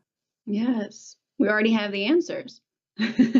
And then that brings up the idea that, there's that level of intuition that people connect with guides and angels, that they're tapping into sometimes more than themselves by asking these questions and opening and being open to the answers. Absolutely. And you can look at it any way you want. You can say that it's your guide. You can say that it's your angel. You can say it's God. You can say that it's just your brain opening up certain parts and giving you the information. If you ask yourself a question, you're actually going to always get the answer. It's just a matter of what filters or what lenses do you have on, and are you even willing to see the answer that's right in front of you? It's beautiful, Mandy. Now, your book, Love, It's How I Manifest. Who should read that book? Is that book for therapists, or is that book for lay people? Is that book for everyone? Like, who should read it, and what do we get out of reading your book? If you had asked me when I first wrote if it was for therapists, I would say no. But I've had a ton of therapists say that they absolutely love it, because really, my section of methodology is the missing component in therapy, is what I hear. That's the feedback that I receive. And I'm very, humbled and honored by that. But I would say that it's the starting guide for someone who wants to start digging in on a kind of a high level, in my opinion, a high level into 30 different concepts. And it's really kind of like a month-long journey. I broke it up to where you can read like a chapter a day. You'll take home, a little bit of like homework from it, if you will. And there is actually a little prayer to the universe for those who just love those affirmations. And I I literally sat every time I wrote the book, and I wouldn't even let the editor touch it. I said, there's something that's so, it was driving them insane. And I actually chose to self-publish for that reason, because I was like, I wrote the book in 3 months. I inspired one day and said, my mind kind of said, you will only write when you're inspired, and you will pour so much love into every word, and it can't be changed. And so I honored that. And, at the end of those 3 months, I was like, I'm sorry to every, poor editor has to look through my grammatical, incorrectness here, but it's got to stay this way and stay intact, because there's something to it. And so everyone who's read the book seems to be able to, not everyone, I can't say that, I don't know everybody who's read the book, but the feedback that we get is that they can literally feel, the energy, because I kind of tried to stamp it in to each word, but it's kind of that high level guide of a 30-day journey diving into yourself and understanding yourself and figuring out, kind of all the concepts that we talked about: love versus fear, living consciously, assuming responsibility, how to know yourself, and how to find that version of you that is at peace. That's kind of my ultimate goal, is that people can be brought back to that peace, that love, that oneness, and to remember their incredible power to create. And that was the whole reason I wrote the book, because as soon as it was done, I was like, okay, I did it. What's up next, universe? Do I need to do anything else? And kind of forgot about the book for a while, until it was, released to the public. But it's a beautiful book filled with love. But I would say that it is a really incredible starting point to a journey. Brilliant. Well, I'm excited to have the link to your book in the show notes of the podcast, so all the listeners can check it out. Are you going to do an audio version of your book? I keep saying that I will, and I've literally had I think my support told me today, there's 10 emails sitting just from today asking if they can get an audio version. So I will be doing it. I feel like it should be from me. And so I'm Yes. hoping that in the next maybe 90 days we'll have one out. But right now it's just Kindle and hardback. Nice. Well, I'm looking forward to that. It's so great when the author herself reads her book. And you know what? It's even cool. I love audiobooks as much as I love reading, but I love it when the author kind of goes off script because they get inspired. So they're reading their book, but then they're so you might just know, you might feel like doing that, going a little bit off script. There's a few great authors like Janine Roth, who, when I listen to her audiobooks, I'm like, she can't be reading. This feels so real. Like her message is pouring through, and you're like, this can't be a book. I feel like she's just sitting here talking to me, like talking to myself as an individual. It lands so powerfully. So there's something very... That will be me. Yes, I know it will be you, Mandy. I know it. I just know I'll feel like you're just sitting there right there with me listening to your audiobook. But until then, we'll get your physical book or the Kindle version. Awesome. Well, now I was really surprised, like you were surprised at how many therapists really enjoy your book. I've been pleasantly surprised at how many holistic health professionals are listeners of this show. Because these are people who I sometimes put on a pedestal and honor and love learning from. And then they turn around, they get fan mail from them. I'm like, oh my gosh, naturopaths listen to my show, and acupuncturists and nurses and traditional Chinese medicine practitioners and you name it. Just so many, and health coaches, so many wonderful holistic health professionals. And so, of course, they would have their interest piqued thinking about going through your program. Tell us a bit about the mechanics of going through your program as a health coach or a doctor who wants to implement your tools. How long's your program? How much does it cost? What kind of format is in it? Is it just audio, or is it video calls, or reading case studies? Can you just unpack it a bit so we understand a bit more about your online program? Yeah, absolutely. So for that particular, we have many digital programs, but if someone's looking to actually get certified in some of my methodologies, it's a 4-month program. That's as of right now. So we have now 3 graduating classes. So I finally created, this program, and as all programs I create, I want a lot of feedback, and I want to make it so just juicy that it's like unstoppable. And so we've actually gone 3 classes in now. We have 3 graduating classes, and amazing outcomes even from the very first class. But I like to kind of leave it open to say, hey guys, I might add in a lot of extra bonus content And anyone who's gone through the program prior, they get access to all of that too, because I just want the best versions of themselves out there. So as of right now, it's a 4-month program. The first 2 months are actually on them working on themselves. Nice. So I don't go into methodologies, not directly at least, so that they can, because my idea is if we want to get people out of the chair as soon as possible, if we want to get people, if I can sit there in 3 hours and get someone's heart disease to reverse, then we've got to be able to, create change within 30 days and so forth, which is not the typical model. Sometimes it's totally appropriate to work with someone for, 6 months or 90 days or, whatever that looks like. But I want them to at least have the tools that they can do that. And a part of that is that if you are consistently growing and working on yourself, you will constantly acquire tools without having to pay to learn them from someone else. So I kind of worked myself out of a job, if you will, because and the world needs to be healed. That's my first and foremost, goal. And so that program is, for the first half of it, is them just hammering in on themselves with, accountability partner. And then we jump into methodologies, practice calls. I or one of my academy-based coaches who've been through, years of training with me, they will be on a call, and we provide feedback there. And then they learn a lot of the methodologies that are love-based. We go into some personality styles. We don't touch on any mental disorders and so forth, because again, I'm not a certified therapist or psychiatrist. I decided not to go that route. So we don't touch on crazy red tape, but every therapist that, has gone through the program, and really just any practitioner in general, because we do have a lot of Reiki healers, and just different versions of holistic health as well that go through the program. And all of them kind of say it either totally enhanced something that they've learned, or it was what was missing all along. But it's delivered in an online format, so it's digital, because we've got, folks from all over the world.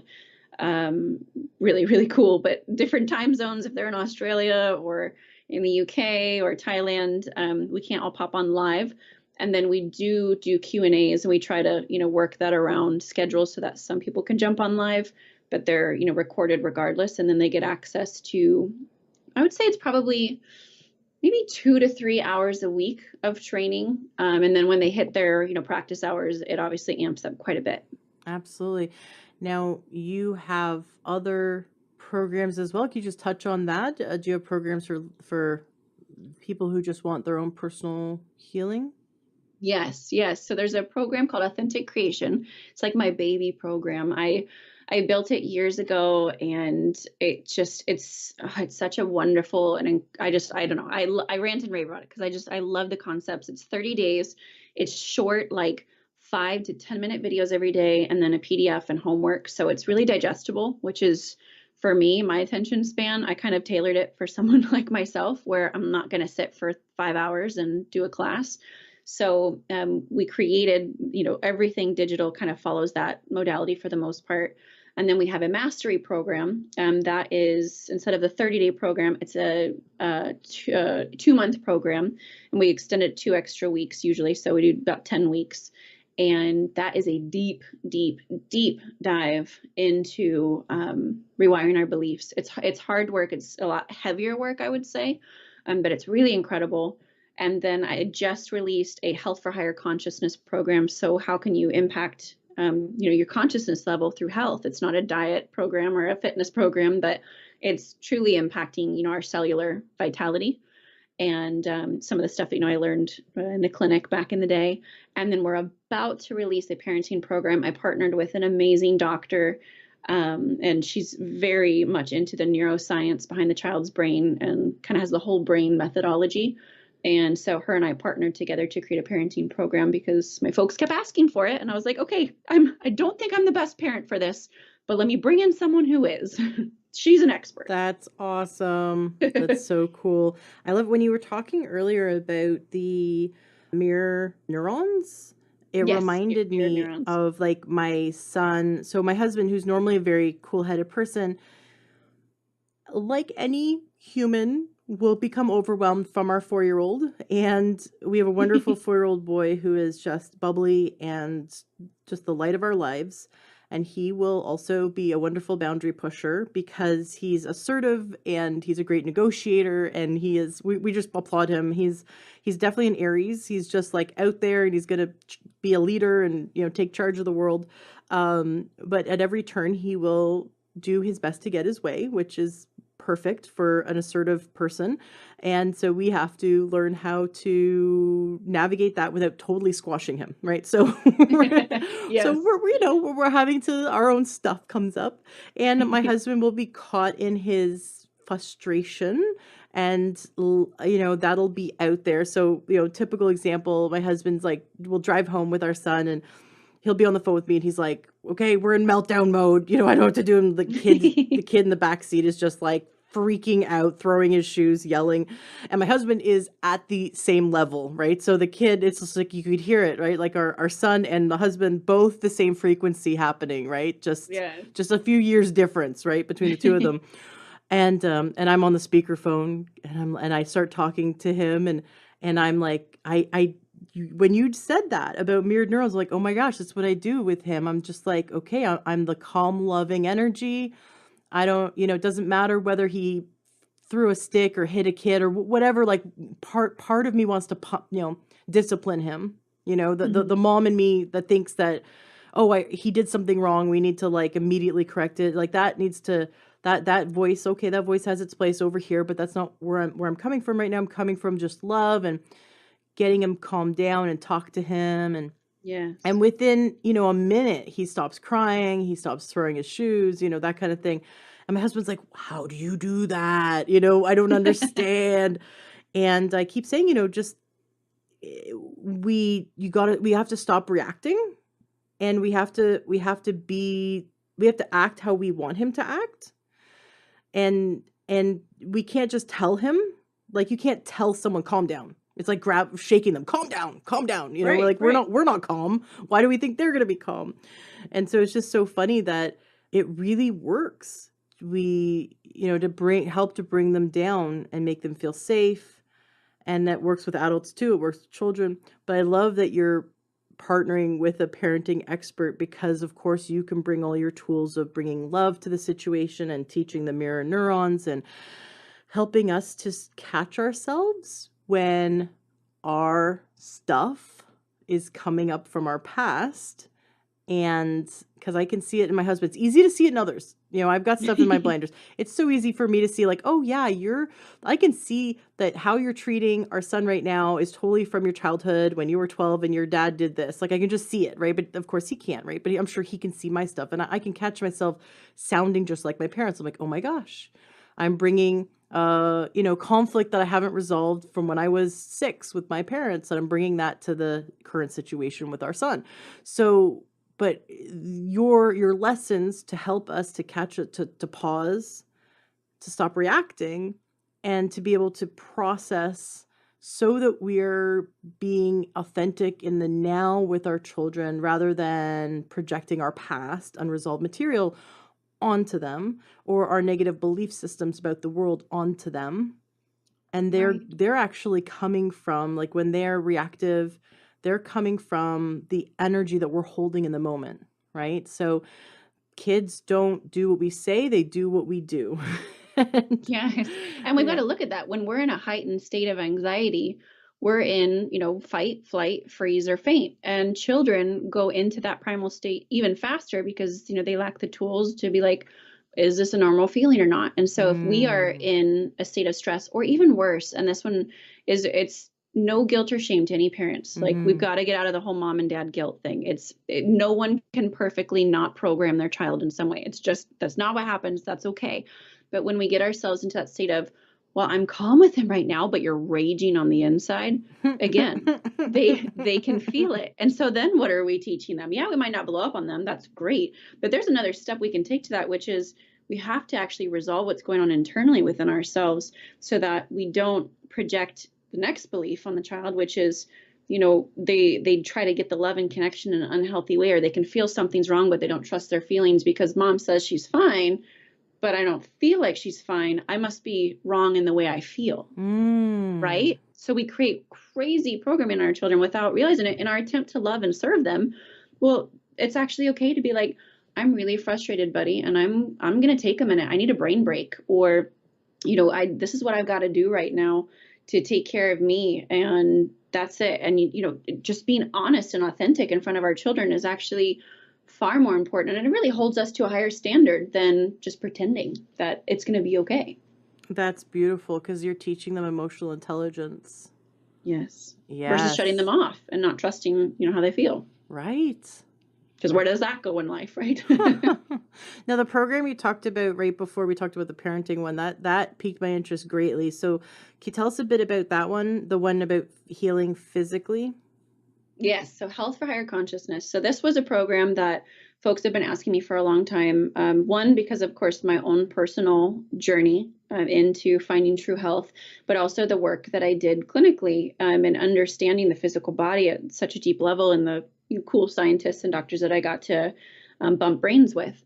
And so I created a 21-day program, and this was just released. So again, I'm going to be adding to it and making it much fuller as time goes on. But I released it to just a few folks, and somehow it spread, and so many people bought it. And I'm like, wait, I wanted feedback first. So they're currently going through the round of it, and we've had amazing, amazing feedback for it. But it's really this 21-day journey. It could very well in the next few months turn into a 30-day or, something different. Again, we just want to tailor it to how do we actually create change. But as of right now, it's 21 different lessons on different factors, kind of hidden factors a lot of times, to obtaining true health that also elevates our emotional, mental, psychological states. And, I say elevating our consciousness, all of those factors that we don't think about. We think it's as simple as exercising and eating right. And if you're just focused on looking physically a certain way, perhaps that's the case, but there's so much more that comes into play in our health, and just like bodily self-love and, things that we don't think about or that we don't practice as often as we should. And so it's really a kind of a deep dive into crazy different factors spread out into different realms that sometimes people are like, I didn't even think that this would be in a health program. But, it's in there because it really does play a huge vital role in our brain health or just our consciousness. Brilliant. Well, I'm really interested in learning more from you. I love all the work you're doing. I so believe in that. I so believe in the power of the mind to heal and the power of the mind to create disease. Thank you so much. Yeah, absolutely. And you've been helping people for years, and helping people to heal their body, heal their mind, heal their emotions, get to a place of manifesting what they want and stop manifesting what they don't want. So that's just wonderful. Your superpower is love, and now you've taught us how to start to use our newly found superpower. Thank you so much, Mandy Morris. Your website is mandymorris.love, and listeners can go there, check out all your wonderful programs. And of course, we'll make sure that the links to everything that Mandy does is in the show notes of today's podcast at learntoyourhealth.com. Mandy, is there anything you'd like to say to the listeners, tapping into your superpower? Is there anything that you'd like to say to wrap up today's interview? I would, and I'm going off the cuff here, but whenever someone looks at, their superpower or the thing that they want to create in the world or the perception of what they are, it's always so much grander and so much bigger than the human mind can ever conceive. And that's why living in that heart space and that genuine authenticity, that authentic livelihood that we all have within ourselves, when you tap into that, and I hope that everyone who's listening never, ever gives up on the journey to continuing to discover those parts of yourself. And it's a constant growth and evolution. It's not a final destination. If you've reached your final destination, you're probably 6 feet under. So grant yourself the beauty of the journey, of the growth. Know that you're getting 1% better or more educated, or really just discovering more of yourself every day. And it's a beautiful, beautiful and incredibly rewarding thing to do. And I am rooting for you 100% of the way. You deserve a beautiful life, and anything else that you experience is suspect. Awesome, Mandy. Thank you so much for coming on the show. And you are absolutely welcome to come back anytime you'd like a platform and an audience to convey your lessons. We'd love to have you back and continue learning from you. Thank you so much. You're so amazing. I had so much fun. I appreciate it. Are you going to optimize your health? Are you looking to get the best supplements at the lowest price? For high quality supplements and to talk to someone about what supplements are best for you, go to takeyoursupplements.com and one of our fantastic True Health coaches will help you pick out the right supplements for you that are the highest quality and the best price. That's takeyoursupplements.com. takeyoursupplements.com. That's takeyoursupplements.com. Be sure to ask about free shipping and our awesome referral program.